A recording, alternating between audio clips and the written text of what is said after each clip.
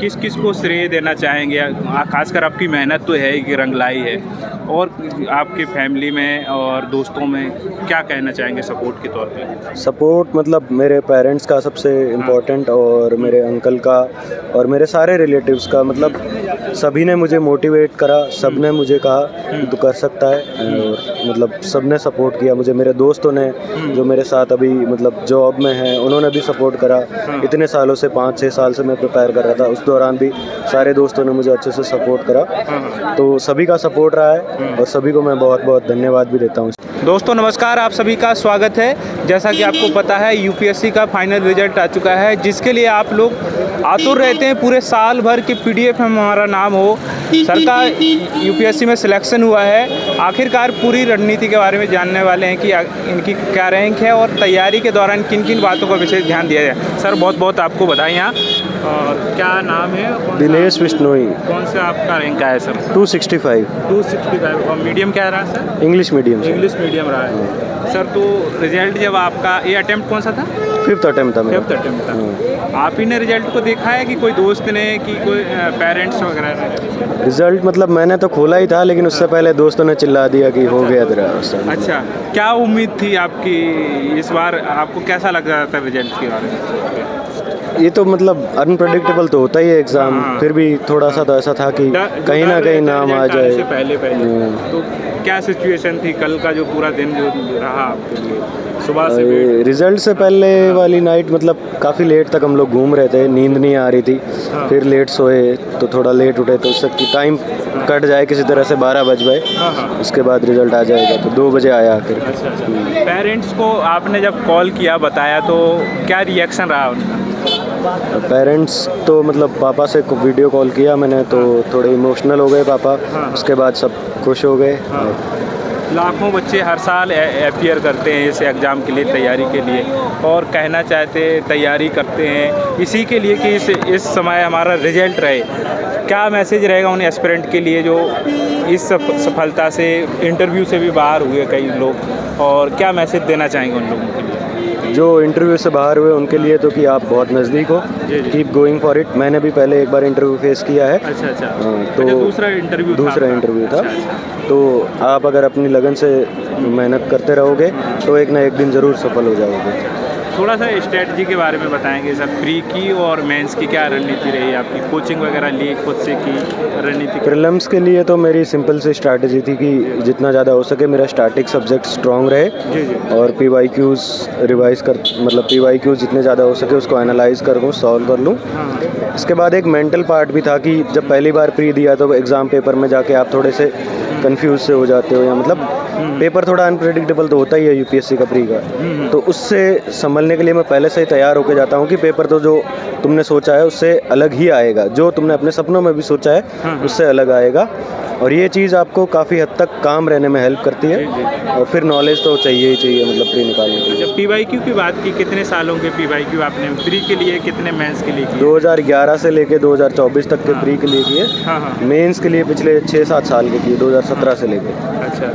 तो इसमें एनालिसिस कैसे करते थे? कई बार ये रहता है कि ऑप्शन को देख के कैसे एनालिसिस, क्या तरीका था आपका? एनालिसिस तो सिंपल सा है, टॉपिक्स आइडेंटिफाई करो कि इनसे क्वेश्चंस आ रहे हैं। उसके अलावा मतलब जो ऑप्शंस पिछले बार पूछे गए हैं वो अगली बार पूछे जा सकते हैं, रिपीट हो सकते हैं। यही एनालिसिस रहता है। बाकी एक थॉट प्रोसेस भी आप जान सकते हो कि कैसे एक एग्जामिनर का थॉट चलता है, तो उसको आप मतलब एक डीपर लेवल की अंडरस्टैंडिंग होगी तो वो भी हेल्प कर सकता है। जब आपके पास एक सही आंसर ना हो तो आप गैस करके एक आंसर पर पहुँच पाओ। अच्छा सर, बिलोंग कहाँ से करते हैं आप? कौन से राज्य से हैं रहने वाले आप? मैं राजस्थान से। राजस्थान से हैं। अच्छा, तो जब आपके आसपास के लोगों को भी इसके बारे में पता चला होगा, रिलेशन में खासकर पड़ोसियों में कहीं पे, तो वहाँ से भी बधाइयाँ मिली होंगी आपको निश्चित तौर पे? हाँ, सब ने बहुत बधाइयाँ दी, और इतने सारे फ़ोन कॉल्स आ रहे थे, मैसेजेस आ रहे थे कि सब एक साथ ही हो रही थी चीज़ें। तो हो सकता है मैं किसी को रिप्लाई भी नहीं कर पाया, तो उनको भी मैं बोलना चाहूँगा कि बहुत बहुत धन्यवाद आप सबका। समय रहता है आप लोगों के लिए। अच्छा, तो ये बताइए कि 5वां अटेम्प्ट था, कैसे अपने आप को मोटिवेट रखे? अपने 5वें अटेम्प्ट था कि लोगों को, कई लोगों के ऐसा कहना भी होता है कुछ मुंह पे नहीं बोलते हैं, फिर भी पीछे भी बोलते हैं कि भाई 5वां अटेम्प्ट हो गया। अपने आप को कैसे मोटिवेट करते थे ऐसे? मोटिवेशन का तो जी। एक सिंपल सा रूल था कि हर बार मैं कुछ ना कुछ मतलब अचीव एक नेक्स्ट स्टेज पे जा रहा था। जैसे पहली बार मेरा मेंस नहीं हुआ, फिर इंटरव्यू दिया, तो उससे पहले प्री नहीं हुआ, तो अच्छा। ऐसा था कि हर बार कुछ ना कुछ हो रहा है, तो कुछ हो रहा है। राइट डायरेक्शन में तो था ही। बस ये था कि लगे रहो और आप अपने आप से ऑनेस्ट रहोगे तो एग्ज़ाम ज़रूर रिवॉर्ड करेगा आपको। सर फाइनल जब सिलेक्शन की बात आती है, जैसे कि इंटरव्यू था, इंटरव्यू से फिर पीछे चले जाना बहुत सारे बच्चों के लिए डिमोटिवेशन होता है यहाँ पे। तो ये जो घड़ी होती है जीरो से स्टार्ट हो जाती है, जैसे आपने बोला है आपने इंटरव्यू इससे पहले दिया और एक बार मेंस दिया, फिर प्री नहीं हुआ शायद, ऐसा कुछ हुआ।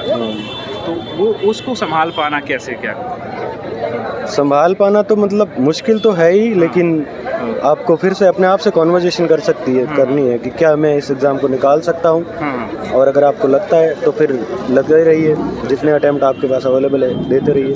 अच्छा, थोड़ा सी सेट के बारे में और बता दीजिए। सी सेट में भी बच्चों का कई बार प्री नहीं हो पाता, जीएस हो जाता है, सी सेट में रुक जाता है। क्या रणनीति होना चाहिए इसके लिए? सी सैट के लिए मेरा तो सिंपल सी स्ट्रैटेजी थी कि जी।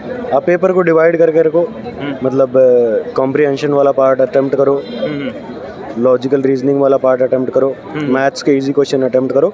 तो आप अगर स्ट्रैटेजी के साथ जाओगे तो सी सेट नहीं रुकेगा। मतलब कैसा भी टफ पेपर हो, आपको बस एक क्वेश्चंस आइडेंटिफाई करने की स्किल होनी चाहिए। मैंने मतलब इतना ज़्यादा प्रिपरेशन भी नहीं की सी सेट के लिए, लेकिन पेपर लगा के जाता था 7-8 और थोड़े से PYQ देख के जाता था और उससे काम हो जाता था। अच्छा, मैथ के लिए जैसे आपने बोला तीनों जो पोर्शन होते हैं, कंप्रिहेंसिव, रीजनिंग और मैथ, तो यदि मैथ कमज़ोर है तो मैथ के बिना भी किया जा सकता है किसी सेट? हाँ, किया जा सकता। मैथ मेरी भी इतनी अच्छी नहीं है, मतलब सी सैट के लिए आपको सिंपल है कि आप स्ट्रैटेजी के साथ जाइए, हो जाता है। अच्छा, आंसर राइटिंग का, और आंसर राइटिंग कब से स्टार्ट किया था आपने? प्री के बाद किया था कि जैसे आपने बोला है पहली बार में आपका प्री हो गया था, कब से तैयारी की थी? पहली बार में नहीं हुआ था मेरा प्री, दूसरी बार में हुआ था। आंसर राइटिंग के लिए मतलब जब पहली बार प्री नहीं हुआ था तो उस साल के लिए 1 साल का गैप मिल गया था। जी। उसमें मैंने आंसर राइटिंग करी थी थोड़ी सी। उसके बाद प्रीलिम्स के बाद मतलब मेंस के वक्त में भी आंसर राइटिंग करी है।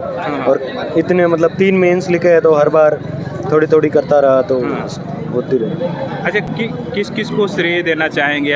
खासकर आपकी मेहनत तो है ही कि रंग लाई है, और आपकी फैमिली में और दोस्तों में क्या कहना चाहेंगे सपोर्ट के तौर पे? सपोर्ट मतलब मेरे पेरेंट्स का सबसे इम्पोर्टेंट, और मेरे अंकल का और मेरे सारे रिलेटिव्स का। मतलब सभी ने मुझे मोटिवेट करा, सब ने मुझे कहा कि तू कर सकता है, और मतलब सब ने सपोर्ट किया मुझे। मेरे दोस्तों ने जो मेरे साथ अभी मतलब जॉब में हैं उन्होंने भी सपोर्ट करा।